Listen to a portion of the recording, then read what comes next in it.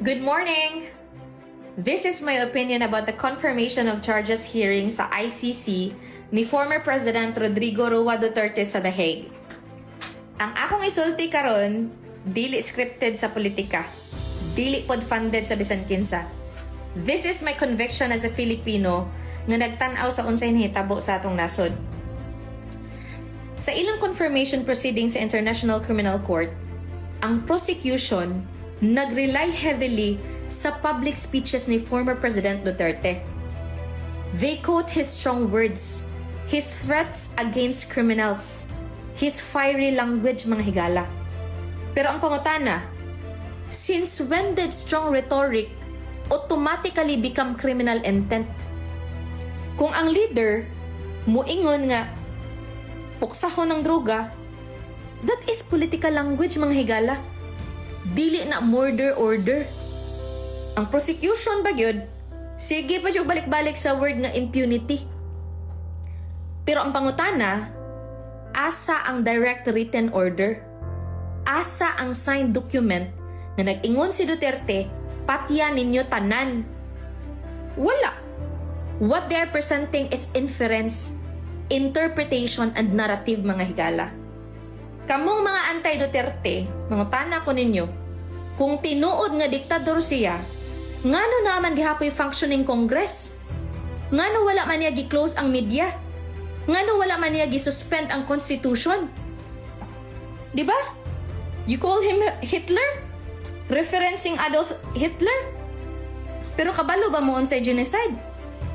Systematic extermination of an ethnic group. Drug war targets criminals involved in illegal narcotics. Dili na ethnic cleansing, mga higala. Ayaw ninyo i-chip ang history, pinaagi sa exaggerated comparisons. Ang kanang ICC is supposed to be a court of last resort. Meaning, musulod lang sila kung collapse ang justice system sa usa ka nasod. Ang pangutana, collapse ba ang Pilipinas? Nga na-convict man ang pulis sa kaso ni Kian de los Santos? Naay internal investigations? Naay ombudsman? Naay Supreme Court? So, unsa pa'y basihan nga no justice available? Diba? Kung moingon sila nga dili ma-file ang kaso kay influential si Duterte, insulto kay na sa atong hudikatura. Diba? Our judges are not puppets, mga higala.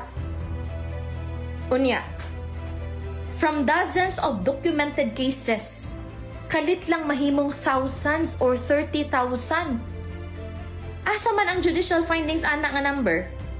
Asa ang final court decisions confirming state policy of murder? Moniti man statistics without proper legal attribution is propaganda, mga higala.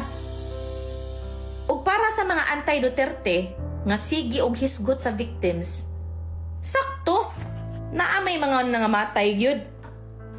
Pero nganong dili ninyo hisgutan ang libo-libong pamilya nga naluwas gikan sa droga?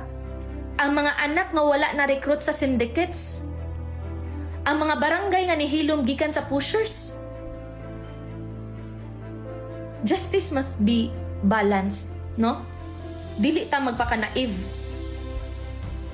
The case did not happen in isolation. Di ba? Pagkabungkag sa political alliance sa Marcos ug Duterte families change everything. And suddenly, cooperation with International Criminal Court intensified. Coincidence or convenience? Let's be honest. Politics is at play, mga higala. Dili na to kalimtan, mga higala, ang sa spiritual lens. Niingon ang Romans chapter 13 verse 4. For he is God's servant, an agent of wrath, to bring punishment on the wrongdoer. So, government has the mandate to restrain evil. Kung ang droga naguba sa moral fabric sa society, ang pagbatok ana is not automatically evil. Aray putas Ecclesiastes chapter 3 verse 8. Unsa may giingon? A time for war and a time for peace. The drug crisis, mga higala, was declared a national emergency. Harsh times sometimes produce harsh policies. Maunay timan eh. Okay? Ang John chapter 7, verse 24, nag-ingon pod, judge not according to appearance, but judge righteous judgment. Dili ta magpadala sa narrative lang. Tanawa ang ebidensya, tanawa ang legal standards. Kung gusto mo justice, support due process.